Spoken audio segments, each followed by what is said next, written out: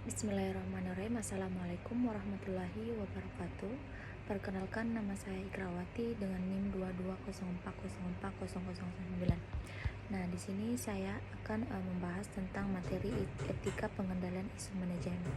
Adapun pembahasannya itu etika dalam penggunaan manajemen, isu-isu sistem pengendalian manajemen, etika menciptakan kelonggaran manajemen, etika pengelolaan laba, dan etika merespon indikator pengendalian yang cacat. Adapun pembahasan yang pertama itu etika dalam penggunaan manajemen. Nah, kata etika berasal dari bahasa Yunani yang terdiri dari dua kata, yaitu ethos dan ethikos. Ethos berarti sifat, watak, kebiasaan, tempat, kebiasaan tempat yang biasa. Kemudian ethikos berarti susila, keadaban, kelakuan, dan perbuatan yang baik. Nah, adapun etika manajemen itu ialah nilai-nilai dan prinsip moral yang mengarahkan kegiatan dan keputusan individu dan kelompok. Hal ini berarti nilai-nilai itulah yang merupakan dasar dari etika. Tata nilai pribadi seorang manajer akan berpengaruh terhadap tindakan yang akan diambilnya. Adapun contoh dari etika penggunaan manajemen itu transparansi dalam komunikasi antara manajer dan karyawan. Manajer harus memastikan bahwa informasi yang relevan harus jujur dan adil untuk membangun kepercayaan dan keterlibatan tim.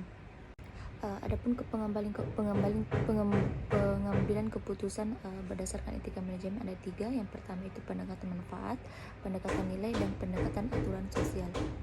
Nah, pendekatan manfaat ini berarti membuat keputusan atau tindakan yang mempertimbangkan kesejahteraan dan keuntungan bersama, baik untuk organisasi maupun individu yang terlibat. Adapun contoh dari nilai moral ini dalam manajemen seperti mengacu pada prinsip-prinsip etika yang membimbing perilaku dan keputusan manajerial seperti kejujuran, integritas, dan tanggung jawab.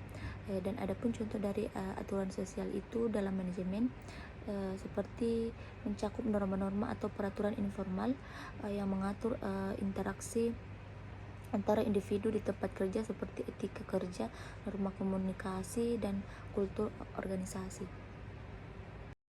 Adapun materi yang kedua itu isu-isu etis sistem pengadilan manajemen.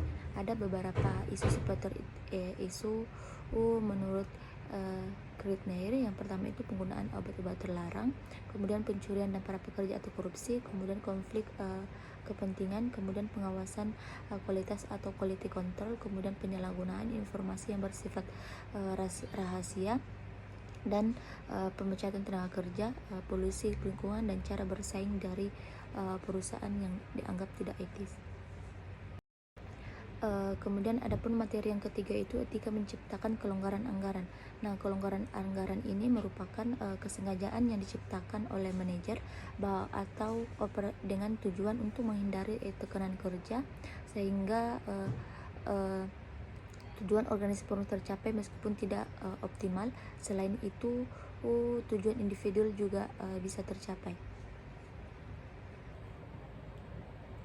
Adapun contoh etika dalam menciptakan kelonggaran anggaran seperti memastikan bahwa anggaran yang dibuat realistis dan akurat serta tidak dimanipulasi secara tidak jujur untuk mencapai target atau tujuan tertentu. Kemudian materi etika pengelolaan laba. Manajemen laba adalah praktik yang dilakukan oleh manajemen satu perusahaan untuk sengaja mempengaruhi angka-angka dalam laporan keuangan. Tujuannya untuk membuat laporan tersebut tampak lebih menarik bagi para investor, kreditor, dan analisis pasar. Adapun contoh dari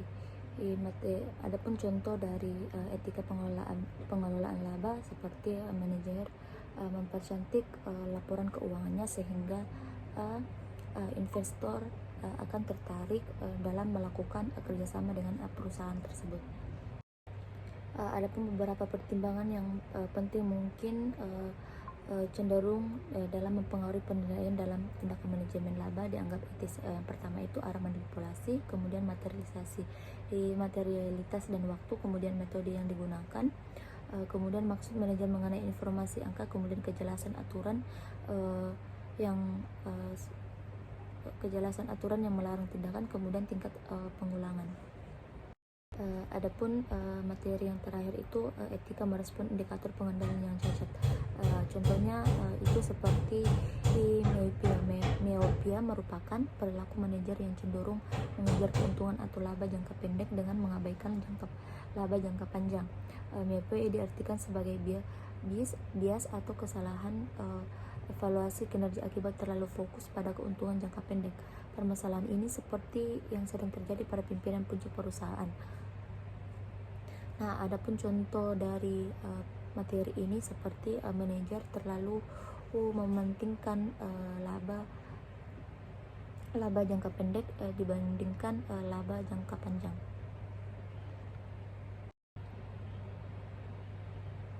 Adapun contoh kasus dalam materi ini di mana sebuah perusahaan manufaktur yang merupakan pemain baru di industri elektronik produksi merek baru, padahal di industri tersebut sudah banyak pemain lama yang memiliki banyak pelanggan setia dan citra merek terkenal. Tindakan penjualan: jika pengelola perusahaan hanya berfokus pada penjualan keuntungan jangka pendek, karena dalam jangka pendek tentunya tidak bisa mengharapkan penjualan yang tinggi, tim pemasaran perusahaan harus memulai dan membangun brand image terhadap mereknya terlebih dahulu. Membangun citra merek merupakan salah satu fungsi pemasaran baru, yaitu promosi.